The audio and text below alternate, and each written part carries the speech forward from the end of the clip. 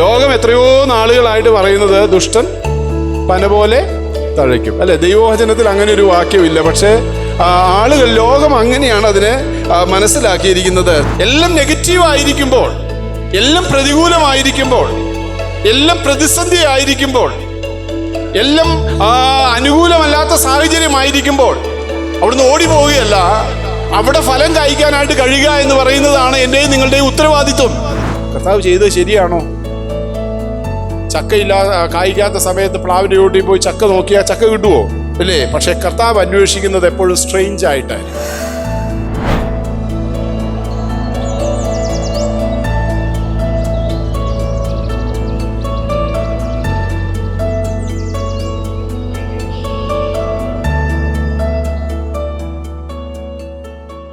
Praise the Lord.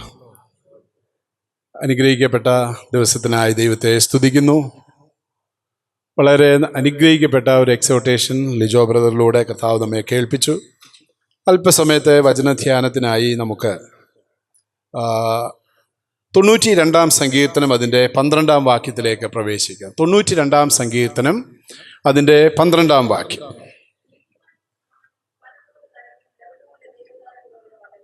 നമ്മൾ പലപ്പോഴും കേട്ടിട്ടുള്ളതായ ഒരു വാക്യങ്ങളിൽ ഒന്നാണ്, നീതിമാൻ പന പോലെ തഴയ്ക്കും, ലെബാനോനിലെ ദേവദാരു പോലെ വളരും. ഒരു എക്സാമ്പിളായിട്ടാണ് സങ്കീർത്തനക്കാരൻ അത് കൊടുത്തിരിക്കുന്നത്. 2 വൃക്ഷങ്ങളെ, ദൈവത്തിൻ്റെ വചനത്തിൽ അനവധി വൃക്ഷങ്ങളെക്കുറിച്ചുള്ള പരാമർശങ്ങൾ നമുക്ക് കാണാനായിട്ട് സാധിക്കും. യഹൂദ ജനത്തെക്കുറിച്ച് യിരെമ്യാ പ്രവാചകന്റെ പുസ്തകം 11 അധ്യായം 16 വാക്യത്തിൽ മനോഹര ഫലങ്ങളാൽ ശോഭിതമായ പച്ചവൃക്ഷം എന്ന് എഴുതിയിരിക്കുന്നത് കാണാം. മനോഹര ഫലങ്ങളാൽ ശോഭിതമായ പച്ചവൃക്ഷം, അത് യഹൂദ ഗൃഹത്തെക്കുറിച്ച് സൂചിപ്പിക്കുന്നതാണ്. യേശു ക്രിസ്തുവിനെ നിഷേധിക്കുന്ന അഭക്തരെ കുറിച്ച് യൂദയുടെ ലേഖനം 1 അധ്യായത്തിൻ്റെ അല്ലെങ്കിൽ യൂദയുടെ ലേഖനം 12 വാക്യത്തിൽ നമ്മൾ വായിക്കുന്നത്, ഇല കൊഴിഞ്ഞും ഫലമില്ലാതെയും രണ്ടൊരു ചത്തും വേരറ്റതുമായ വൃക്ഷമെന്ന് യേശു ക്രിസ്തുവിനെ നിഷേധിക്കുന്ന അഭക്തരെ കുറിച്ച് യൂദ പരാമർശിക്കുന്നത് കാണുന്നുണ്ട്. സങ്കീർത്തനങ്ങളിൽ ദുഷ്ടനെ കുറിച്ച് പറയുമ്പോൾ പറയാനായിട്ടിടയായിത്തീരുന്നത്, ദുഷ്ടൻ സ്വദേശീയമായ പച്ചവൃക്ഷം പോലെ തഴയ്ക്കും. ഞാൻ പിന്നെ അതിലെ പോയപ്പോൾ അത് കണ്ടില്ല എന്ന് പറയുന്നു, അല്ലേ? അവിടെ ദുഷ്ടനെ കുറിച്ച് പരാമർശിക്കുന്നത് സ്വദേശികമായ പച്ചവൃക്ഷം. എന്നാൽ നീതിമാനെ കുറിച്ച് അല്ലെങ്കിൽ ദൈവഭക്തരെ കുറിച്ച് ദൈവത്തിൻ്റെ വചനം എന്താണ് വിശേഷിപ്പിച്ചത്? നീതിമാൻ പന പോലെ തഴയ്ക്കും. എങ്ങനെയാണോ ഇതിന് വിപരീതമായിട്ടാണ് ലോകം അതിനെ മനസ്സിലാക്കുന്നത്. ലോകം എത്രയോ നാളുകളായിട്ട് പറയുന്നത് ദുഷ്ടൻ പന പോലെ തഴയ്ക്കും, അല്ലെ? ദൈവവചനത്തിൽ അങ്ങനെ ഒരു വാക്യമില്ല. പക്ഷേ ആളുകൾ, ലോകം അങ്ങനെയാണ് അതിനെ മനസ്സിലാക്കിയിരിക്കുന്നത്. സത്യത്തിൽ തഴച്ചു വളരുവാനായിട്ട് വിളിക്കപ്പെട്ടതായ ദൈവജനം, അതാണ് നമുക്കിവിടെ ഓർക്കാൻ സാധിക്കുന്നത്. തഴച്ചു വളരുവാനായിട്ട് വിളിക്കപ്പെട്ടവരാണ് ദൈവത്തിൻ്റെ ജനം, അല്ലേ? അവിടെ 12 മുതൽ നമ്മൾ വായിക്കുമ്പോൾ, നീതിമാൻ പന പോലെ തഴയ്ക്കും, ലെബാനോനിലെ ദേവദാരു പോലെ വളരും. 2 വൃക്ഷങ്ങളെ, വളർച്ചയുടെ കാര്യത്തിൽ വളരെ അനുഗ്രഹിക്കപ്പെട്ടതായ 2 വൃക്ഷങ്ങളാണ്. ഒന്ന് പന, 2 ദേവദാരു. ദേവദാരുവിനെ കുറിച്ച് പറയുന്നത്, അതിൻ്റെ പ്രത്യേകിച്ചും ലെബാനോനിലെ ദേവദാരു ഏകദേശം 30 മീറ്ററോളം ഉയരത്തിൽ വളരുന്നതായ ചെടിയാണ് അല്ലെങ്കിൽ വൃക്ഷമാണ് ദേവദാരു എന്നാണ് പറയുന്നത്. ഇന്നും നമുക്ക് ബെയ്റൂട്ടിൽ നിന്നൊക്കെ 30 കിലോമീറ്റർ മാറിയൊക്കെ സഞ്ചരിച്ചാൽ പഴയ ലെബാനോന്യ ഇത് ഉള്ള പാരമ്പര്യമുള്ളതായ ഈ വൃക്ഷം അല്ലെങ്കിൽ ദേവദാരുക്കൾ ഇന്നും അവിടെ ധാരാളമുണ്ട് എന്ന് ആളുകൾ പരാമർശിക്കുന്നത് കാണാനായിട്ട് സാധിക്കും. അപ്പോൾ ഇന്നും ഉള്ളതായ ഒരു വൃക്ഷമാണ്. ഇന്ത്യയിൽ തന്നെ പല സ്ഥലങ്ങളിലും, കാശ്മീർ പോലെ അല്ലെങ്കിൽ ഇന്ത്യയുടെ നോർത്ത് ഇന്ത്യൻ സംസ്ഥാനങ്ങളിൽ ചിലയിടത്ത് ദേവദാരുക്കളെ കാണാനായിട്ട് കഴിയും. വളരെ ഉയരത്തിൽ സ്ഥിതി ചെയ്യുന്നതായ അല്ലെങ്കിൽ ഫലവത്തായി തീരുന്ന വൃക്ഷങ്ങൾ എന്നുള്ള അർത്ഥത്തിലാണ് സങ്കീർത്തനക്കാരൻ ഇതിനെ പരാമർശിക്കാനായിട്ടിടയായിത്തീരുന്നത്. പന എന്ന് പറയുമ്പോൾ ഈന്തപ്പനയാണ് അവിടുത്തെ വിഷയമെന്ന് നമുക്ക് കാണാനായിട്ട് സാധിക്കും. എന്താണ് ഇവിടെ അർത്ഥമാക്കാനായിട്ടിടയായിത്തീരുന്നത്? ദൈവജനം വളരാനായിട്ട് ഇടയായിത്തീരണം.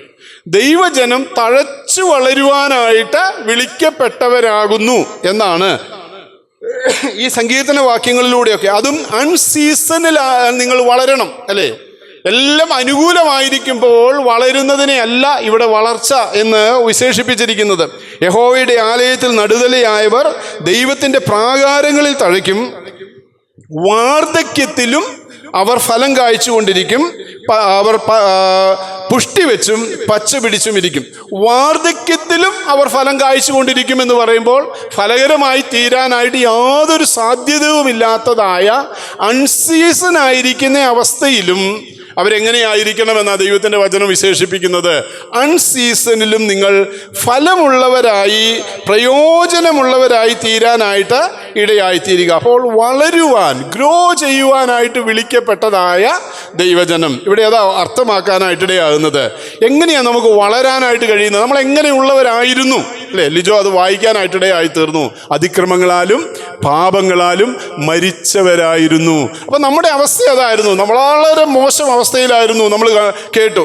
ആ മോശം അവസ്ഥയിൽ നിന്ന് ദൈവം തമ്പുരാൻ തന്നെ സ്വർഗം വിട്ട് താണിറങ്ങി ഈ ലോകത്തിലേക്ക് കടന്നു വന്ന് നമുക്ക് വേണ്ടി തൻ്റെ അവസാന തുള്ളി രക്തവും ഊറ്റിത്തന്ന് തൻ്റെ പ്രാണൻ നൽകി നമ്മളെ വീണ്ടെടുത്ത് ദൈവസഭയാകുന്ന തോട്ടത്തിൽ എന്നെയും നിങ്ങളെയും മുന്തിരിവള്ളികളായിട്ട്, പനയായിട്ട്, ദേവദാരുക്കളായിട്ട് നിർത്തിയിരിക്കുമ്പോൾ ദൈവത്തിന് എന്നെക്കുറിച്ച് നിങ്ങളെക്കുറിച്ചും എല്ലാം താല്പര്യമുണ്ട്. അല്ലെങ്കിൽ നമ്മൾ വളരുന്നവരായി തീരാനാണ് കർത്താവ് നമ്മളെ വിളിച്ചിരിക്കുന്നത്. അതാ കാണാൻ സാധിക്കുന്നത്. ദൈവജനം വളരണം അല്ലേ? ദൈവജനം വളരുന്നവരും അനുഗ്രഹിക്കപ്പെടുന്നവരുമായി തീരണമെന്ന് ദൈവം ആഗ്രഹിക്കുന്നു. ആവർത്തന പുസ്തകം 24-ാം അധ്യായത്തിൻ്റെ 6-ാം വാക്യം വായിക്കുമ്പോൾ, ആവർത്തന പുസ്തകം 24-ാം അധ്യായം 6-ാം വാക്യം എങ്ങനെയാ വളരാൻ സാധിക്കുന്നത്? ഒന്ന് വായിക്കാമോ? ആവർത്തന പുസ്തകം 24-ാം അധ്യായത്തിൻ്റെ 6-ാം വാക്യം. ആവർത്തനം 24:6. അതിന്റെ മേൽക്കല്ലാകട്ടെ ആരും പണയം വാങ്ങരുത്. 24:6 അല്ലേ? അതല്ല, നമുക്ക് താഴെ വേരൂന്നി മീതെ ഫലം കായ്ക്കുക എന്നൊരു ഭാഗം കാണാനായിട്ട് സാധിക്കും. താഴെ വേരൂന്നി മീതെ ഫലം കായ്ക്കുന്നവരായി തീരാനായിട്ട് വിളിക്കപ്പെട്ടവർ. എങ്ങനെ, എവിടെ വേരൂന്നണം? ദൈവജനം താഴെ അല്ലെങ്കിൽ കർത്താവായ യേശു ക്രിസ്തുവിൽ അടിസ്ഥാനപ്പെട്ട് വളരുന്നവർക്കാണ് ഫലകരമായി തീരാനായിട്ട് സാധിക്കുന്നത്. അതാ ഓർപ്പിക്കുന്നത്. കർത്താവായ യേശു ക്രിസ്തു ആകുന്ന അടിസ്ഥാനത്തിൽ ബലപ്പെടുവാനായിട്ട് അവിടെ ആയിരിക്കണം നമ്മുടെ ഫൗണ്ടേഷൻ. അങ്ങനെയുള്ളവർക്കാണ് എന്ത് ചെയ്യാൻ സാധിക്കുന്നത്? വളരാനായിട്ട്. അപ്പം വളരുവാനായിട്ട് വിളിക്കപ്പെട്ടതായ ദൈവജനം. എഫേസ്യ ലേഖനത്തിലേക്ക് തന്നെ നമുക്ക് കടന്നു പോകാം.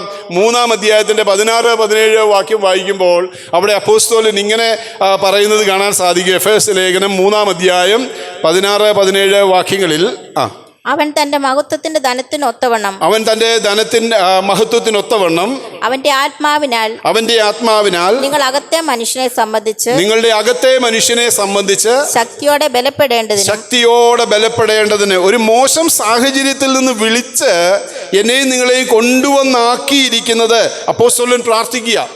സ്വർഗത്തിലും ഭൂമിയിലും നിങ്ങൾക്ക് പേര് വരുവാൻ കാരണമായ പിതാവിൻ്റെ സന്നിധിയിൽ ഞാൻ മുട്ടുകുത്തുന്നു എന്നൊക്കെ പറഞ്ഞ് ശക്തമായി ദൈവസന്നിധിയിൽ പ്രാർത്ഥിക്കുമ്പോൾ ആ പ്രാർത്ഥനയുടെ മധ്യയാണ് താൻ ഇങ്ങനെ പറയുന്നത്: നിങ്ങളുടെ അകത്തെ മനുഷ്യനെ സംബന്ധിച്ച് ശക്തിയോടെ ബലപ്പെട്ട് ക്രിസ്തു വിശ്വാസത്താൽ നിങ്ങളുടെ ഹൃദയങ്ങളിൽ വസിച്ച് നിങ്ങൾ ഗ്രൗണ്ടഡ് ആൻഡ് റൂട്ടഡ് ആയിത്തീരണം അല്ലേ? 19-ാം വാക്യത്തിൽ പരിജ്ഞാനത്തെ കവിയുന്ന ക്രിസ്തുവിൻ്റെ സ്നേഹത്തെ അറിഞ്ഞ് ബലപ്പെട്ട് നിങ്ങൾ വളരുവാനായിട്ടിടയായിത്തീരണം.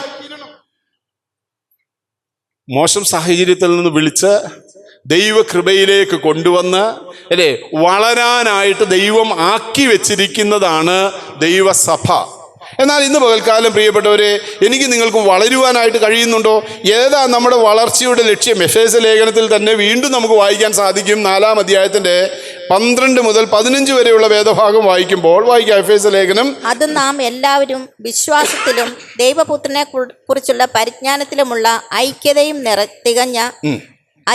തികഞ്ഞ പുരുഷത്വവും ക്രിസ്തുവിന്റെ സമ്പൂർണതയായ പ്രായത്തിന്റെ അളവും പ്രാപിക്കുവോളം വിശുദ്ധന്മാരുടെ യഥാസ്ഥാനത്തിനായിട്ടുള്ള. അപ്പോൾ അവിടെ ഓർപ്പിക്കുന്നത് ദൈവപുത്രനെ കുറിച്ചുള്ള പരിജ്ഞാനത്തിലുള്ള ഐക്യതയിലും തികഞ്ഞ പുരുഷത്വവും ക്രിസ്തുവിൻ്റെ സമ്പൂർണതയായ പ്രായത്തിൻ്റെ അളവ് പ്രാപിക്കുവോളം വിശുദ്ധന്മാരുടെ യഥാസ്ഥാനത്വത്തിനായുള്ള ശുശ്രൂഷയുടെ വേലയ്ക്ക് ഇങ്ങനെ പറഞ്ഞ് ശരീരത്തിൻ്റെ ആത്മീക വർധന എന്നൊക്കെ പറഞ്ഞ് 15-ാം വാക്യത്തിലേക്ക് വരുമ്പോൾ അതിൻ്റെ എൻഡ് കാണാനായിട്ട് സാധിക്കും. എവിടെയാ വളർന്ന് എവിടെ എത്തണമെന്നാണ് പറഞ്ഞിരിക്കുന്നത്? 15-ാം വാക്യം. സ്നേഹത്തിൽ സത്യം സംസാരിച്ചുകൊണ്ട്, സ്നേഹത്തിൽ സത്യം സംസാരിച്ചുകൊണ്ട് ക്രിസ്തു എന്ന തലയോളം സകലത്തിലും വളരുവാൻ ഇടയായിത്തീരും. അല്ലേ?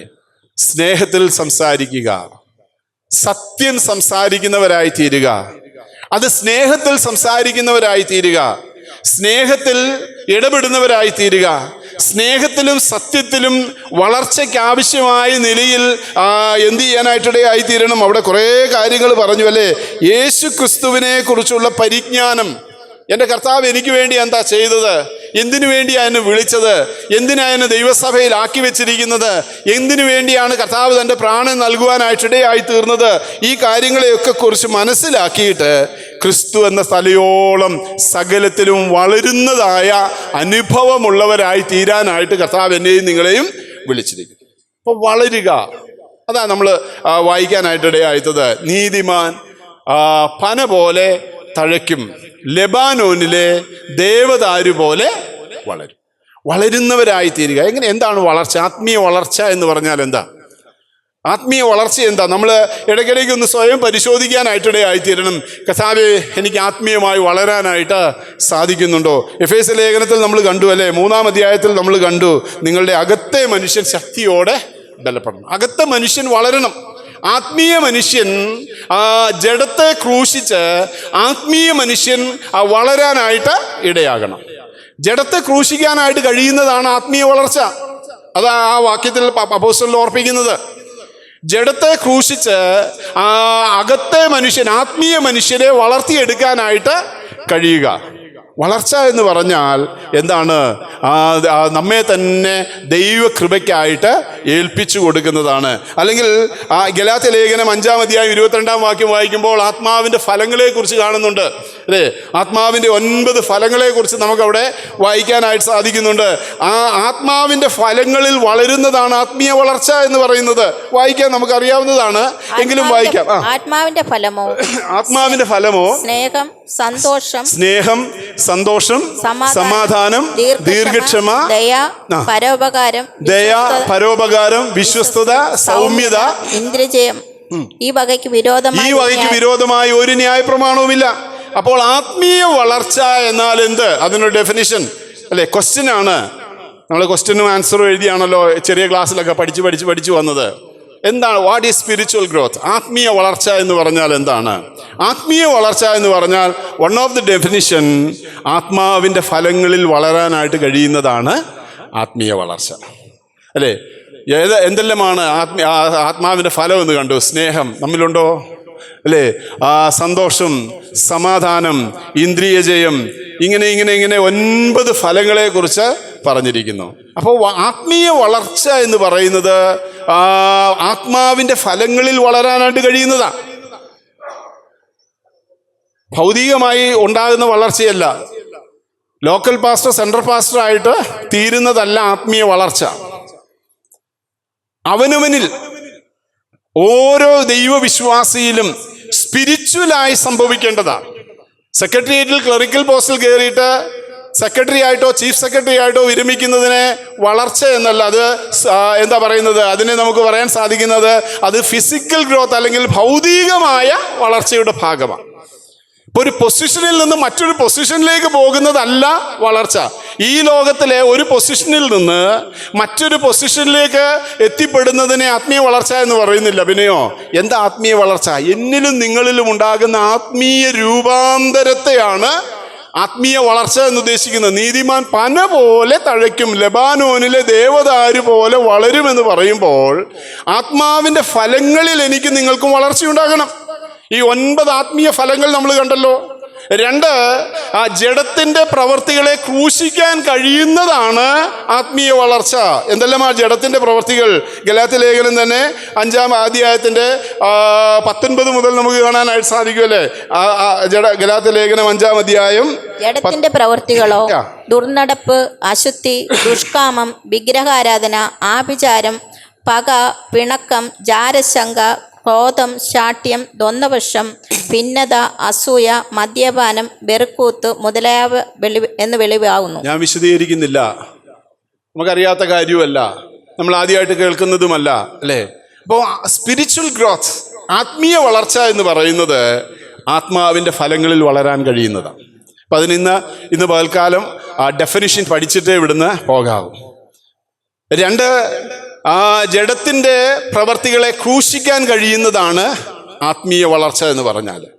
3, ആത്മാവിൻ്റെ വരങ്ങളിൽ വളരാൻ കഴിയുന്നതാണ് ആത്മീയ വളർച്ച. എവിടെയാണ് നമ്മൾ വായിക്കുന്നത്? 1 കൊരിന്ത്യർ 12-28 ശുശ്രൂഷകളെ കുറിച്ച് പറയുമ്പോൾ പൗലോസ് പറയുന്നു, 1 കൊരിന്ത്യർ 12-28 ദൈവം സഭയിൽ ഒന്നാമത് അപ്പോസ്തലന്മാർ, ചിലരെ അപ്പോസ്തലന്മാരായി, രണ്ടാമത് പ്രവാചകന്മാർ, മൂന്നാമത് ഉപദേഷ്ടാക്കന്മാർ, ഇങ്ങനെ ഓരോരുത്തരെ നിയമിക്കുകയും പിന്നെ വീര്യപ്രവൃത്തികൾ, രോഗശാന്തിയുടെ വരം, സഹായം ചെയ്യുവാനുള്ള വരം, പരിപാലന വരം, വിവിധ ഭാഷാവരം എന്നിവ നൽകുകയും. ഇങ്ങനെ കൃപാവരങ്ങളെ കുറിച്ച് പറഞ്ഞിരിക്കുന്നത് കാണാനായിട്ട് സാധിക്കും. ഈ കൃപാവരങ്ങളിൽ വളരാനായിട്ട് കഴിയുക. ദൈവസഭയ്ക്ക് ഇന്ന് ഏറ്റവും ആവശ്യമായിരിക്കുന്നത് ഈ 3 കാര്യങ്ങളാ പ്രിയപ്പെട്ടവരെ. ബാക്കിയെല്ലാം വിട്ടുകളാ. ബാക്കി കാര്യങ്ങളൊന്നും നമ്മെ സ്വർഗത്തിലേക്ക് കൊണ്ടുപോകില്ല.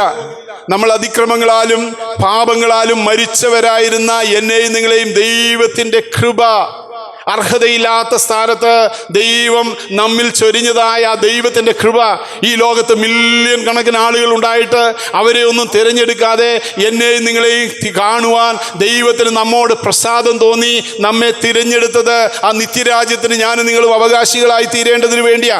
അതിനുവേണ്ടി ഓടുന്നതായ നമ്മൾ വളരണം. നമ്മുടെ അകത്തെ മനുഷ്യൻ ശക്തിയോടെ ബലപ്പെടണം. നമ്മുടെ പൊളിറ്റിക്കൽ പവർ കാണിക്കാനോ മറ്റൊന്നുമല്ല, അല്ലേ? നമ്മുടെ അകത്തെ അകത്ത് 3 ഡെഫിനിഷൻ നമ്മൾ കണ്ടു. 1, ആത്മാവിൻ്റെ ഫലങ്ങളിൽ വളരുന്നതാണ് ആത്മീയ വളർച്ച. 2, കൃപാവരങ്ങളിൽ വളരുന്നതാണ് ആത്മീയ വളർച്ച. 3, ജഡത്തിൻ്റെ പ്രവർത്തികളെ മരിപ്പിക്കുന്നതാണ് ആത്മീയ വളർച്ച. ഇന്ന് പകൽക്കാലം ഈ ആരാധന കഴിഞ്ഞു പോകുമ്പോൾ, കർത്താവേ, ഞാൻ ആത്മീയമായി വളരുന്നുണ്ടോ? സ്നേഹത്തിൽ വളരാൻ, സമാധാനത്തിൽ വളരാൻ, സന്തോഷത്തിൽ വളരാൻ, ദീർഘക്ഷമയിൽ വളരാൻ, ദയയിൽ വളരാൻ, പരോപകാരത്തിൽ വളരാൻ, ഇന്ദ്രിയ ജയത്തിൽ വളരുവാൻ എനിക്ക് സാധിക്കുന്നുണ്ടോ? ഇല്ല എങ്കിൽ കർത്താവേ, ഇന്ന് പകൽക്കാലം ഞാൻ എന്നെ തന്നെ ക്രൂശിക്കുന്നു. ജഡത്തെ ഞാൻ അതിൻ്റെ രാഗമോഹങ്ങളോടുകൂടെ ക്രൂശിപ്പിച്ച് ആ ജഡത്തിൻ്റെ പ്രവർത്തികളെ മരിപ്പിക്കുന്നതാണ് ആത്മീയ വളർച്ച എന്ന് മനസ്സിലാക്കാൻ. അപ്പോൾ നീതിമാൻ പന പോലെ തഴയ്ക്കും. പനയാണ് അവിടെ എക്സാമ്പിളായിട്ട് കൊടുത്തിരിക്കുന്നത്. വളരുവാനായിട്ട് വിളിക്കപ്പെട്ടവരായ ദൈവജനം. സഭ വളരണം, നമ്മുടെയൊക്കെ ആഗ്രഹം. നമ്മളിൽ ചിലരെങ്കിലും അതിനുവേണ്ടി പ്രാർത്ഥിക്കുന്നുണ്ട്. പ്രസംഗകരുടെ പ്രഭുവായിരുന്ന സ്പർജൻ വർഷങ്ങൾക്ക് മുമ്പ് ഇംഗ്ലണ്ടിൽ അദ്ദേഹത്തിനൊരു സഭ ആരംഭിച്ചു. ലണ്ടൻ പട്ടണത്തിൽ അദ്ദേഹം ഒരു സഭ ആരംഭിച്ചു. Charles Spurgeon. അദ്ദേഹത്തിൻ്റെ സഭ വളരെ ഫാസ്റ്റായിട്ട് വളരാനായിട്ടിടയായി. വളരെ ഫാസ്റ്റായിട്ട് വളരുന്നു. ഇംഗ്ലണ്ടിലെല്ലാം അറിഞ്ഞു. വലിയ ഉണർവ്, റിവൈവൽ, ചാൾസ് സ്പർജന്റെ സഭയിൽ വലിയ ഉണർവ് സംഭവിക്കുന്നു. ഇത് മനസ്സിലാക്കാനായിട്ട് മാഞ്ചസ്റ്ററിൽ നിന്ന് 3 സഹോദരന്മാർ ഈ ലണ്ടനിലേക്ക്, ഇന്നത്തെ യാത്രാ സൗകര്യങ്ങളൊക്കെ കുറവാണല്ലോ, അവിടെ സ്പർജന്റെ സഭ സന്ദർശിക്കാനായിട്ട് കടന്നുപോയി. രാവിലെ ചെന്നപ്പോൾ ആരാധനയ്ക്ക് അരമണിക്കൂർ മുമ്പേ തന്നെ ഈ 3 സഹോദരന്മാർ വന്നപ്പോൾ സഭാ ഹാളിന് മുന്നിൽ ഒരു വയോധികനായ മനുഷ്യൻ നിൽക്കുന്നു. ആ മനുഷ്യനോട് പറഞ്ഞു, ഞങ്ങൾ മാഞ്ചസ്റ്ററിൽ നിന്ന് യാത്ര ചെയ്ത് വരികയാണ്, ഞങ്ങൾക്ക് 1 ചാൾസ് സ്പർജനെ കാണണം, 2 ഈ സഭയുടെ വളർച്ചയുടെ രഹസ്യം എന്താണെന്ന് മനസ്സിലാക്കണം, അതിനുവേണ്ടിയാണ് ഞങ്ങൾ വന്നത്.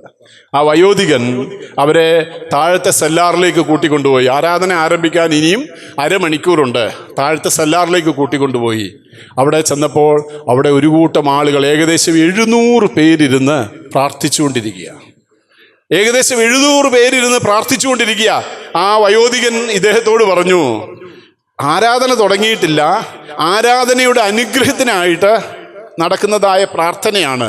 അവർ നോക്കിയപ്പോൾ ഏകദേശം 700 പേരുണ്ട്. ആരാധനയുടെ ഒരുക്കത്തിന് വേണ്ടി പ്രാർത്ഥിക്കാൻ കൂടിയിരിക്കുന്നത് 700 പേരാണ്. എന്നിട്ട് അദ്ദേഹം ഇങ്ങനെയും കൂടെ പറഞ്ഞു, ഇനി നിങ്ങൾക്ക് എന്താ ചോദിക്കാനുള്ളത്? ഞാനാണ് സ്പർജൻ, നിങ്ങൾക്ക് എന്താണ് ചോദിക്കാനുള്ളത്? എന്നോട് ചോദിക്കുക. മാഞ്ചസ്റ്ററിൽ നിന്ന് വന്ന ആ 3 സഹോദരന്മാർ അവരൊന്നും ചോദിച്ചില്ല. ചാൾസ് സ്പർജനെ അവർ നേരിട്ട് കണ്ടു, പരിചയപ്പെട്ടു. സഭയുടെ വളർച്ചയുടെ രഹസ്യം എന്താണ്, എന്തുകൊണ്ടാണ് വളരുന്നത് എന്ന് ചോദിക്കാനാണ് അവർ വന്നത്. അവരൊന്നും ചോദിച്ചില്ല. അന്നത്തെ ആരാധനയിൽ പങ്കെടുത്തു, അവർ മടങ്ങിപ്പോയി. എന്തുകൊണ്ടാണ് വളർച്ച സംഭവിക്കുന്നത്? എന്തുകൊണ്ടാണ് മുരടിച്ച സംഭവിക്കുന്നത്? ഇന്ന് പകൽക്കാലം പ്രിയപ്പെട്ടവരെ, ഞാനും നിങ്ങളും നമ്മെ തന്നെ ഒന്ന് യഥാസ്ഥാനപ്പെടുത്തുവാനായിട്ട്, നമ്മൾ നമ്മെ തന്നെ ഒന്ന് കുറ്റം വിധിക്കുവാനായിട്ട്, വളർച്ചയുണ്ടോ എന്ന് പരിശോധിക്കാനായിട്ടിടയായിത്തീരണം. ഒന്ന്, നീതിമാൻ പന പോലെ തഴയ്ക്കും, ലെബാനോനിലെ ദേവദാരു പോലെ വളരും. വളരുക എന്ന് പറഞ്ഞാൽ ആത്മീയ വളർച്ച, ആത്മാവിൻ്റെ ഫലങ്ങളിൽ വളരുന്നതാണ് ആത്മീയ വളർച്ച. ജഡത്തിൻ്റെ ആ പ്രവർത്തികളെ മരിപ്പിക്കാൻ കഴിയുന്നതാണ് ആത്മീയ വളർച്ച.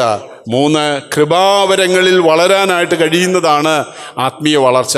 ഇതിന് സാധ്യമാകുന്നില്ല എങ്കിൽ നമ്മൾ വളരുന്നില്ല, നമ്മൾ മുരടിച്ചു പോവുകയാണ്. നമ്മൾ മുരടിച്ചു പോകുമ്പോൾ ദൈവം നമ്മെക്കുറിച്ച് ദുഃഖിക്കുന്നു. നമ്മൾ വളരുന്നവരായി തീരണമെന്ന് ദൈവം ആഗ്രഹിക്കുന്നു. ഇന്ന് പകൽക്കാലം, കർത്താവേ, എന്നെ വളരുവാനായിട്ട് നീ സഹായിക്കണമേ, എന്നെ വളരുവാനായിട്ട് കർത്താവേ നീ സഹായിക്കണമേ എന്നുള്ള പ്രാർത്ഥനയോടെ നമുക്ക് ദൈവസന്നിധിയിലായിരിക്കാനായിട്ടിടയായിത്തീരണം. 2 രാജാക്കന്മാർ 19-ാം അധ്യായത്തിൻ്റെ 30-ാം വാക്യം വായിക്കാം. 2 രാജാക്കന്മാർ 19-ാം അധ്യായത്തിൻ്റെ 30-ാം വാക്യം. യഹൂദ ഗൃഹത്തിൽ ശേഷിച്ചിരിക്കുന്നതായ രക്ഷിത ഗണം വീണ്ടും താഴെ വേരൂന്നി മീതെ ഫലം കായ്ക്കും. അല്ലേ? യഹൂദ ഗൃഹത്തിൽ ശേഷിച്ചിരിക്കുന്ന ഒരു രക്ഷിത ഗണം, ഒരു കുറച്ച് പേരേ ഉള്ളൂ. അവരെങ്ങനെ വളരുന്നത്? താഴെ വേരൂന്നി മീതെ ഫലം കായ്ക്കും. താഴെ വേരുണ്ടെങ്കിൽ മാത്രമേ മീതെ ഫലം ഉണ്ടാവുകയുള്ളൂ. നമുക്കറിയാം, നമ്മളെല്ലാം കൃഷി ചെയ്യുന്നവരാ, അല്ലേ? വേരില്ലാത്തതായ കോൺക്രീറ്റിന്റെ മുകളിൽ കൊണ്ടുപോയി ചെടി നട്ടാൽ അത് വളരില്ല എന്ന് നമുക്കറിയാം. അതുകൊണ്ട് വളരണമെങ്കിൽ താഴെ വേരൂന്നണം. റൂട്ടഡ് ഇൻ ക്രൈസ്റ്റ്, ക്രിസ്തുവിൽ വേരൂന്നുവാനായിട്ടിടയായിത്തീരണം. ക്രിസ്തുവിൽ വേറെ ആഴത്തിലേക്ക് പോകണം. അപ്പോഴേ മുകളിൽ ഫലം ഉണ്ടാകുവാനായിട്ടിടയാകുള്ളൂ. ആ ഫലം ഉണ്ടാകുമ്പോഴേ മറ്റ് പക്ഷികളും മറ്റ് ആളുകളും എല്ലാം കടന്നു വരികയുള്ളൂ. ആ ഫലം ഭക്ഷിക്കാനായിട്ട്, ആ ഫലം കാണാനായിട്ട്, ആ ഫലം അനുഭവിക്കുവാനായിട്ട്, ആ ഫലം രുചിക്കുവാനായിട്ട് മറ്റുള്ളവർ ആകർഷിക്കപ്പെടണമെങ്കിൽ ഫലം ഉണ്ടാകണം. ഇന്ന് പകൽക്കാലം ഞാൻ വളരെ വേഗത്തിൽ പോകട്ടെ. 1, പന വളരുന്ന വൃക്ഷമാണ്. 2, നമുക്ക് കാണാൻ സാധിക്കുന്നു അത് എവർഗ്രീൻ ആണ്. ഏത് സാഹചര്യത്തിലും നിലനിൽക്കുന്നതായ ഒരു വൃക്ഷമാണ്, അല്ലേ? പന എന്ന് പറയുമ്പോൾ ഇവിടെ ഡേറ്റ്സ്, ഈന്തപ്പനയെ കുറിച്ചാണ് പറഞ്ഞിരിക്കുന്നത്. അത് എങ്ങനെയാണ്, എവിടെയാണ് നിൽക്കുന്നത്? മരുഭൂമിയിലാണ് ഈന്തപ്പന നിൽക്കുന്നത് എന്ന് കാണാൻ സാധിക്കും. അത് കണ്ടിട്ടുള്ളവരാണല്ലോ ഇവിടെ ഇരിക്കുന്ന ഏറിയ പങ്കാളുകളും. മരുഭൂമിയിലാണ് നിൽക്കുന്നത്. വളരെ ചൂടിൽ, കഠിനമായ ചൂടിലാണ് അത് നിൽക്കുന്നത്. കഠിനമായ പ്രയാസങ്ങളെ അഭിമുഖീകരിച്ചുകൊണ്ട് അത് നിൽക്കുന്നത്. അത് വലിയ ശോധനയിലൂടെയാണ് അത് കടന്നു പോകുന്നത്. ആവശ്യത്തിന് വെള്ളമോ മറ്റ് സാഹചര്യങ്ങളൊന്നും ഇന്ന് നമ്മുടെ വൃക്ഷങ്ങൾക്കുള്ളതുപോലെ ഇല്ലാത്തതായ സാഹചര്യത്തിലാണ് നിൽക്കുന്നത്. എന്നിട്ടും അത് പച്ച പിടിച്ച് ഫലം കായ്ച്ചിരിക്കുന്നു. ഒരു വിശ്വാസിയെ ദൈവം വിളിച്ചിരിക്കുന്നത് പ്രതികൂല സാഹചര്യങ്ങളിലൂടെ കടന്നുപോയി ഫലം കായ്ക്കാനാണ് കർത്താവ് വിളിച്ചിരിക്കുന്നത്. ഹബക്കൂക്കിന്റെ പ്രവചനം 3-ാം അധ്യായത്തിന്റെ 17-18 വാക്യങ്ങൾ നമ്മൾ വായിക്കുന്നത്, അല്ലേ? അത്തിവൃക്ഷം തളിർക്കയില്ല. ഹബക്കൂക്കിന്റെ പ്രവചനം 3:17-18 നമുക്കറിയാവുന്നതാ. അത്തിവൃക്ഷം തളിർക്കയില്ല. ആ ആ ആ ആ യാ ആ ആ എങ്കിലും ഞാൻ യഹോവയിൽ ആനന്ദിക്കും. അല്ലെ? എല്ലാം നെഗറ്റീവാ. എല്ലാം നെഗറ്റീവായിരിക്കുമ്പോൾ, എല്ലാം പ്രതികൂലമായിരിക്കുമ്പോൾ, എല്ലാം പ്രതിസന്ധി ആയിരിക്കുമ്പോൾ, എല്ലാം അനുകൂലമല്ലാത്ത സാഹചര്യമായിരിക്കുമ്പോൾ അവിടുന്ന് ഓടി പോവുകയല്ല, അവിടെ ഫലം കായ്ക്കാനായിട്ട് കഴിയുക എന്ന് പറയുന്നതാണ് എൻ്റെയും നിങ്ങളുടെയും ഉത്തരവാദിത്വം. അല്ലേ? അടുത്തിരിക്കുന്നതും ശരിയല്ല, അപ്പുറത്തിരിക്കുന്നതും ശരിയല്ല, ഭരണം ശരിയല്ല, അല്ലേ എന്ന് പറഞ്ഞ് ഓടിപ്പോയതുകൊണ്ടൊരു കാര്യമില്ല.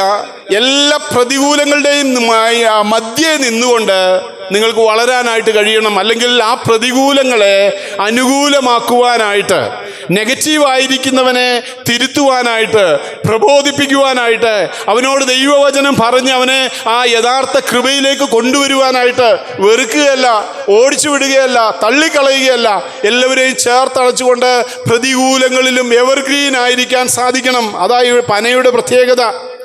അതാണ് നമുക്ക് കാണാൻ സാധിക്കുന്ന ഇവിടെ നമ്മൾ വായിച്ച ദേവദാരുവിൻ്റെ പ്രത്യേകത. പ്രതികൂലങ്ങളിലും അല്ലേ, നമുക്ക് ഇഷ്ടപ്പെട്ടില്ലെങ്കിൽ ഓടിച്ചു വിടും, ഡോണ്ട് കം. അതല്ല, പിന്നെയോ അവരെയും കൂടെ ചേർത്തണച്ചുകൊണ്ട് അല്ലേ, ആ പ്രതികൂലത്തിൻ്റെ ഇടയിൽ എൻ്റെയും നിങ്ങളുടെയും പ്രസൻസ്, നമ്മുടെ ശുശ്രൂഷകൾ, നമ്മുടെ സംസാരങ്ങൾ, നമ്മുടെ ഇടപാടുകൾ, അവരോട് നമ്മൾ ചെയ്യുന്നതായ പ്രവർത്തികളിലൂടെ അവരെ കർത്താവിന് പ്രയോജനമുള്ളവരാക്കി തീർക്കാനായിട്ട് ഇടയായി തീരണം. 2 കൊരിന്ത്യർ 4-ാം അധ്യായം 16-18 വാക്യങ്ങളിൽ പൗലോസ് ഇങ്ങനെ വിശദീകരിക്കുന്നത് കാണാൻ സാധിക്കും. 2 കൊരിന്ത്യർ 4-ാം അധ്യായം 16 മുതലുള്ള വാക്യങ്ങളിൽ അല്ലേ, കഷ്ടതയിലൂടെ കടന്നു പോകുമ്പോഴും പൗലോസിന് എന്താ പറയാൻ സാധിക്കുന്നത്? 2 കൊരിന്ത്യർ 4-ാം അധ്യായത്തിന്റെ 16 മുതൽ 18 വരെയുള്ള വാക്യങ്ങൾ. അതുകൊണ്ട് ഞങ്ങൾ അധൈര്യപ്പെടാതെ ഞങ്ങളുടെ പുറമെ എല്ലാം പ്രതികൂലമാണ് അല്ലേ, അവിടെ പൗലോസ് പറയുന്നത് അതാണ്. എല്ലാം പ്രതികൂലമാണ്, ഞങ്ങൾ അധൈര്യപ്പെടുന്നില്ല. ഞങ്ങളുടെ പുറമേയുള്ള മനുഷ്യൻ ക്ഷയിച്ചു പോകുന്നുവെങ്കിലും ഞങ്ങളുടെ അകമേയുള്ളവൻ നാൾക്ക് നാൾ പുതുക്കം. എല്ലാം പ്രതികൂലമാ, നോക്കിയാൽ ഒരു നന്മയും കാണാനായിട്ട് കഴിയുന്നില്ല. ഞങ്ങളുടെ പുറമേയുള്ള മനുഷ്യൻ ക്ഷയിച്ചു പോവുകയാണ്. ഒരാത്മീയ സന്തോഷം കിട്ടുന്നതായ അവസ്ഥകളില്ല അല്ലേ. പക്ഷേ പൗലോസ് പറയാണ്, ഞങ്ങളുടെ അകമേയുള്ളവൻ നാൾക്ക് നാൾ പുതുക്കം പ്രാപിക്കും. ഇതാ സ്പിരിച്വൽ ഗ്രോത്ത് എന്ന് പറഞ്ഞാൽ. അകമേയുള്ളവൻ നാൾക്ക് നാൾ പുതുക്കം പ്രാപിക്കാനായിട്ട് ഇടയാകും. പ്രതികൂലങ്ങളിലൂടെ കടന്നു പോകുമ്പോഴും സാഹചര്യങ്ങൾ നെഗറ്റീവ് ആകുമ്പോഴും അല്ലേ, അകമേയുള്ള ആത്മീയ മനുഷ്യൻ നാൾക്ക് നാൾ പുതുക്കം പ്രാപിക്കുക. 17 അതൊരു വലിയ പ്രത്യാശയിൽ നിന്ന് കടന്നു വരുന്നതാണ്. 17-ാം വാക്യം, 17-18. നൊടി നേരത്തേക്കുള്ള ഞങ്ങളുടെ ലഘുവായ കഷ്ടം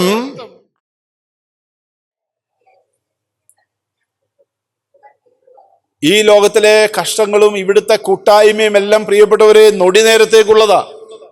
ഇതെല്ലാം നൊടി നേരത്തേക്കുള്ളതാ. നൊടി നേരത്തേക്കുള്ള ഞങ്ങളുടെ ലഘുവായ കഷ്ടം അത്യന്തം അനവധിയായ തേജസ്സിന്റെ നിത്യഘനം ഞങ്ങൾക്ക് കിട്ടുവാൻ ഹേതുവാകുന്നു. കാണുന്നതിനെ അല്ല, കാണാത്തതിനെ അത്രേ ഞങ്ങൾ നോക്കി പാർക്കുന്നത്. എല്ലാ പ്രശ്നവും മാറണമെങ്കിൽ ഉണ്ടല്ലോ ഈ ഒരൊറ്റ ദർശനം വന്നാൽ മതി. കാണുന്നതിനെ അല്ല, കാണാത്തതിനെ അത്രേ ഞങ്ങൾ നോക്കി പാർക്കുന്നത്. കാണുന്നത് താൽക്കാലികം, കാണാത്തതോ നിത്യം. ഈ കാണുന്നതെല്ലാം താൽക്കാലികമാണ്, കുറച്ച് നൈമിഷികമാണ്. എക്സാമ്പിൾ ഒന്നും പറഞ്ഞ് ഞാൻ സമയം കളയുന്നില്ല. ഇറ്റ്സ് വെരി ഫ്യൂ, കുറച്ച് നാളത്തേക്ക് മാത്രമുള്ളതാ. ഇനി എത്ര ഉണ്ട്? ഇനി എത്ര ദിവസമുണ്ട്? ഇനി എത്ര മാസമുണ്ട്?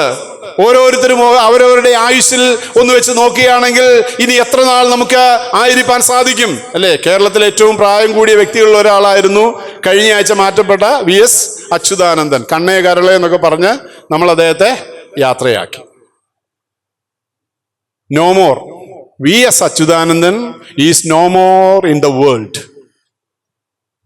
നല്ലൊരു മുഖ്യമന്ത്രിയൊക്കെ ആയിരുന്നു അല്ലേ, കമ്മ്യൂണിസ്റ്റുകാരനാണെങ്കിലും നമുക്ക് അദ്ദേഹത്തോട് ബഹുമാനമൊക്കെ ഉണ്ട്. No more. He is no more in the world. He is in the history.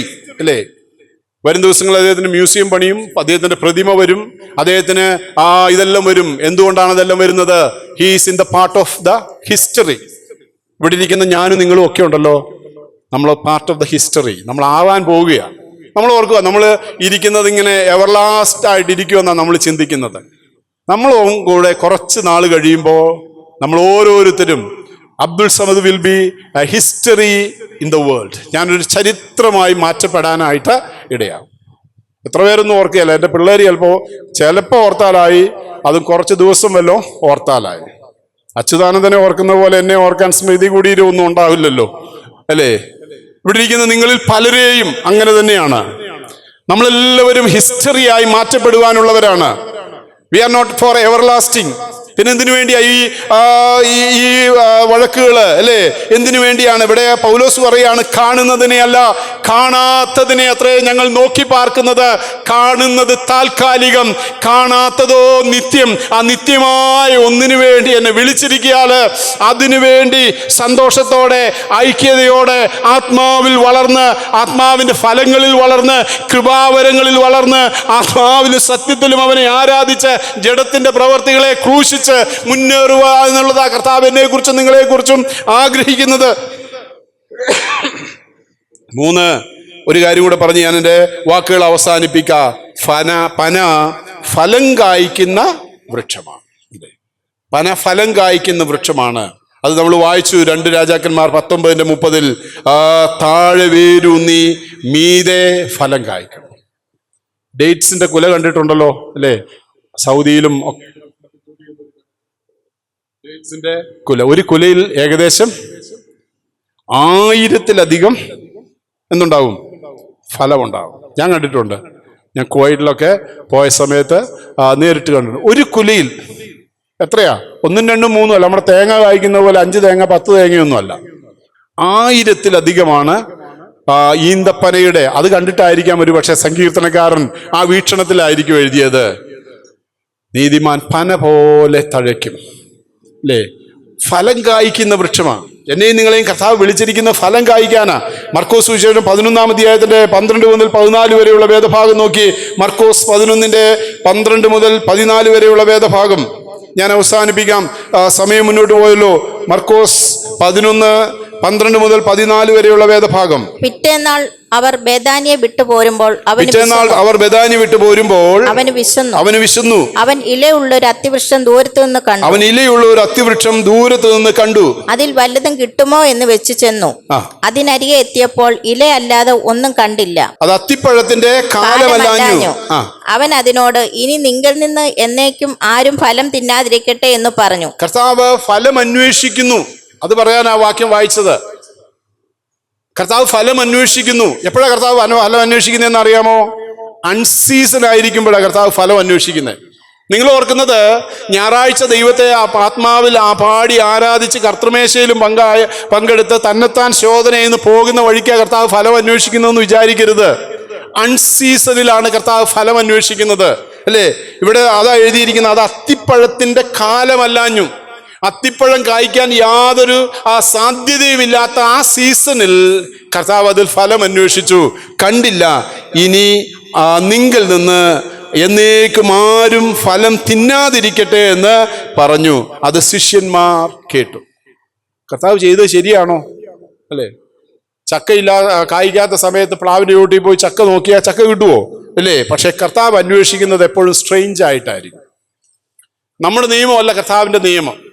അതുകൊണ്ട് ഓൾവേസ് സീസൺ ആയിരിക്കുക, എല്ലായ്പ്പോഴും ഫലമുള്ളവരായി തീരുക, എല്ലായ്പ്പോഴും ഫലമുള്ളവരായി തീരുക. എല്ലായ്പ്പോഴും എന്ന് പറഞ്ഞാൽ കമ്മിറ്റി കൂടുമ്പോഴും സൺഡേ ആരാധനയ്ക്ക് വരുമ്പോഴും ഇടയോഗം കൂടുമ്പോഴും അല്ലേ, എൽഡേഴ്സ് മീറ്റിംഗ് കൂടുമ്പോഴും കൗൺസിൽ കൂടുമ്പോഴും വാട്സാപ്പിൽ മെസ്സേജ് എഴുതുമ്പോഴും എല്ലാം എന്ത് ചെയ്യണം? എല്ലാവരോടുമായിട്ടാ, എന്നോട് കൂടിയാ, എല്ലായ്പ്പോഴും, ഓൾവേസ്. കാരണം കർത്താവ് ഫലം അന്വേഷിക്കുന്നത് എപ്പോഴാണെന്നറിയാമോ? അൺസീസണില്ല. എല്ലാം അനുകൂലമായിരിക്കുമ്പോഴല്ല കർത്താവ് ഫലം അന്വേഷിക്കുന്നത്. പ്രതികൂലങ്ങളിലൂടെ കടന്നു പോകുമ്പോൾ, യാതൊരു സാധ്യതയും ഇല്ലാതിരിക്കുമ്പോൾ കർത്താവ് ഫലം അന്വേഷിക്കുന്നു. അതിന്റെ 20 മുതൽ 24 വരെ വായിച്ചേ. മർക്കോസ് 11:20 മുതൽ 24 വരെ. രാവിലെ അവർ കടന്നു പോരുമ്പോൾ അത്തിവൃക്ഷം വേരോടെ ഉണങ്ങിപ്പോയത് കണ്ടു. ഇന്നലെ വരെയും ഫ്ലറിഷ് ആയി നിന്ന അത്തി ഇന്ന് അവിടെ ഇല്ല. ഇതൊരു വാണിംഗ് ആട്ടോ, എനിക്കുള്ളൊരു warning. It's a warning for me. എനിക്കുള്ളൊരു വാണിംഗ്. ഇന്നലെ വരെ സ്റ്റേജിൽ പ്രസംഗിച്ച ഞാന് നാളെ ഉണങ്ങിപ്പോയി. അതൊരു വാണിംഗാ. ആമേൻ. ഇന്ന് പകൽക്കാലം എന്നെ കേൾക്കുന്ന പ്രിയപ്പെട്ടവരെ, ഇത് എനിക്ക് നിങ്ങൾക്കുമുള്ള ഒരു വാണിംഗാ. രാവിലെ അവർ കടന്നു പോകുമ്പോൾ അത്തിവൃക്ഷം വേരോടെ ഉണങ്ങിപ്പോയത് കണ്ടു. വായിച്ചോ 21. അപ്പോൾ പത്രോസിന് ഓർമ്മ വന്നു. റബ്ബി, നീ ശപിച്ച അത്തി ഉണങ്ങിപ്പോയല്ലോ എന്ന് അവനോട് പറഞ്ഞു. യേശു അവരോട് ഉത്തരം പറഞ്ഞത്, ദൈവത്തിൽ വിശ്വാസമുള്ളവർ ആയിരിപ്പിൻ. ആരെങ്കിലും തന്റെ ഹൃദയത്തിൽ സംശയിക്കാതെ താൻ പറയുന്നത് സംഭവിക്കും എന്ന് വിശ്വസിച്ചുകൊണ്ട് ഈ മലയോട് നീങ്ങി കടലിൽ ചാടിപ്പോക എന്ന് പറഞ്ഞാൽ അവൻ പറഞ്ഞതുപോലെ സംഭവിക്കും എന്ന് ഞാൻ സത്യമായിട്ട് നിങ്ങളോട് പറയുന്നു. നമ്മിൽ ചില ഫലങ്ങളാണ് കർത്താവ് അന്വേഷിക്കുക. ആ ഫലം ഉണ്ടോ എന്നുള്ളത് കർത്താവ് അവിടെ നോക്കുന്നത്, അല്ലേ? എന്നിട്ട് കർത്താവ് അതിന് മറുപടി പറഞ്ഞത്, നിങ്ങൾ ദൈവത്തിൽ വിശ്വാസമുള്ളവരായിരിപ്പിൻ. ആരെങ്കിലും തന്റെ ഹൃദയത്തിൽ സംശയിക്കാതെ താൻ പറയുന്നത് സംഭവിക്കുമെന്ന് വിശ്വസിച്ചുകൊണ്ട് ഈ മലയോട് നീങ്ങി കടലിൽ ചാടിപ്പോക എന്ന് പറഞ്ഞാൽ അവൻ പറഞ്ഞതുപോലെ സംഭവിക്കുമെന്ന് ഞാൻ സത്യമായിട്ട് നിങ്ങളോട് പറയുന്നു. നിങ്ങൾ പ്രാർത്ഥിക്കുമ്പോൾ യാചിക്കുന്നതൊക്കെ ലഭിച്ചു എന്ന് വിശ്വസിപ്പിൻ. വിശ്വാസം എന്ന ഫലം നിങ്ങളിലുണ്ടോ എന്നാ നോക്കുന്നത് കർത്താവ്. ഈ ഉപമ അല്ലെങ്കിൽ ഈ എക്സാമ്പിൾ, ഈ സംഭവം കർത്താവ് അവർക്ക് നൽകി കൊടുത്തതിന്റെ കാരണം, നിങ്ങളിൽ വിശ്വാസമുണ്ടോ? നിങ്ങൾക്ക് പ്രാർത്ഥനയിൽ വിശ്വാസമുണ്ടോ? നിങ്ങൾ യാചിക്കുന്നതൊക്കെ സംഭവിക്കുമെന്ന് വിശ്വസിപ്പിൻ, എന്നാൽ അത് നിങ്ങൾക്കുണ്ടാകും, അല്ലേ? പ്രാർത്ഥിക്കുമ്പോൾ നിങ്ങൾ സ്വർഗസ്ഥനായ എൻ്റെ പിതാവിന് നിങ്ങളുടെ പിഴകളെ അങ്ങോട്ട്, അവിടെ ആ വാക്യത്തിൽ എന്താ പറയുന്നത്? നിങ്ങൾക്ക് ക്ഷമ എന്നുള്ള ഫലം നിങ്ങളിലുണ്ടോ? 3 ഫലം. ഒന്ന്, വിശ്വാസം എന്ന ഫലം ഉണ്ടോ എന്ന് കാണാൻ വേണ്ടി കർത്താവ് ഈ സംഭവം ചെയ്തത്. 2, പ്രാർത്ഥിക്കുമ്പോൾ അത്ഭുതങ്ങൾ സംഭവിക്കുമെന്ന് വിശ്വസിക്കാൻ നിങ്ങൾക്ക് കഴിയുന്നുണ്ടോ എന്ന് പരീക്ഷിക്കാൻ വേണ്ടിയാണ് ഇത് ചെയ്തത്. 3, നിങ്ങൾക്ക് ക്ഷമിക്കുവാനായിട്ട് കഴിയുന്നുണ്ടോ എന്ന് കാണിക്കേണ്ടതിന് വേണ്ടിയാണ് ഇത് ചെയ്തത്. ഞാൻ ദീർഘിപ്പിക്കുന്നില്ല, ഞാനിവിടെ അവസാനിപ്പിക്കുകയാണ്. നമ്മൾ എന്താ വായിച്ചത്? നീതിമാൻ പന പോലെ തഴയ്ക്കും, ലെബാനോനിലെ ദേവദാരു പോലെ വളരും. യഹോവയുടെ ആലയത്തിൽ നടുതലയായവർ നമ്മൾ ദൈവത്തിന്റെ പ്രാകാരങ്ങളിൽ തഴയ്ക്കും. ദൈവത്തിന്റെ ആലയത്തിലെ നടുതലയാകുവാനാണ് എന്നെയും നിങ്ങളെയും കർത്താവ് തിരഞ്ഞെടുത്തിരിക്കുന്നത്. ആമേൻ. ഇന്ന് പോകുന്നതിന് മുമ്പ് കർത്താവെ, എന്നെ ഒരു നടുതലയായി തിരഞ്ഞെടുത്തത് ഓർത്ത് സ്തോത്രം. വാർദ്ധക്യത്തിലും അവർ ഫലം കായ്ച്ചുകൊണ്ടിരിക്കും. വാർദ്ധക്യത്തിലും അൺസീസണിലും. ആമേൻ. വാർദ്ധക്യമാണെങ്കിൽ കുറച്ചുകൂടെ കെയർഫുൾ ആയിരിക്കണം. അൺസീസണാണ് എങ്കിലും ഫലകരമായി തീരാനാണ് കർത്താവ് എന്നെ വിളിച്ചിരിക്കുന്നത്, അല്ലേ? അവർ പുഷ്ടി വെച്ചും പച്ച പിടിച്ചും ഇരിക്കും. പച്ച പിടിക്കുക, എവർഗ്രീൻ ആയിരിക്കുക, ആത്മീയ പച്ച, അല്ലേ? സ്പിരിച്വൽ ഫ്രഷ്നസ്, ആത്മീയമായി എന്നും പച്ചയുള്ളവരായി ഫ്രഷ് ആയിരിക്കാനായിട്ട്. ഇന്ന് പകൽക്കാലം ഞാൻ വാക്കുകളെ അവസാനിപ്പിക്കുമ്പോൾ സങ്കീർത്തനക്കാരൻ ഓർപ്പിക്കുകയാണ്, എന്തിനാ ഇത് ചെയ്യുന്നത്? യഹോവ നേരുള്ളവൻ, അവൻ എൻ്റെ പാറ, അവനിൽ നീതികേടില്ല എന്ന് കാണിക്കേണ്ടത്. നമുക്ക് നമ്മെ തന്നെ ദൈവസന്നിധിയിൽ താഴ്ത്തി ഏൽപ്പിക്കാം. കർത്താവേ, എന്നെ ഒരു പന പോലെ തഴയ്ക്കുവാൻ, ഒരു ലെബാനോനിലെ ദേവദാരു പോലെ വളരുവാൻ, ഫലമുള്ളവരായി തീരുവാൻ, വളരുവാനായിട്ട് നീ എന്നെ വിളിച്ചിരിക്കുന്നത് ഓർത്ത് സ്തോത്രം. വളർച്ച എന്ന് പറയുന്നത് ഭൗതിക സാഹചര്യങ്ങളിൽ വളരുന്നതല്ല, പിന്നെയോ ആ കൃപാവരങ്ങളിൽ വളരാനായിട്ട് കഴിയുന്നുണ്ടോ? ആത്മാവിൻ്റെ ഫലങ്ങളിൽ വളരാനായിട്ട് കഴിയുന്നുണ്ടോ? ജഡത്തിൻ്റെ പ്രവൃത്തികളെ ക്രൂശിക്കുവാനായിട്ട് കഴിയുന്നുണ്ടോ? അവിടെയാണ് ആത്മീയ വളർച്ച. കർത്താവേ, ആത്മീയമായ ഒരു പന പോലെ ദേവദാരു പോലെ വളരുവാൻ ഞാൻ ഇന്ന് പകൽക്കാലം എന്നെ തന്നെ ഏൽപ്പിച്ചു തരുന്നുള്ള പ്രാർത്ഥനയോടെ നമുക്ക് ദൈവസന്നിധിയിലായിരിക്കാം. ദൈവം നമ്മെ ധാരാളമായി അനുഗ്രഹിക്കട്ടെ.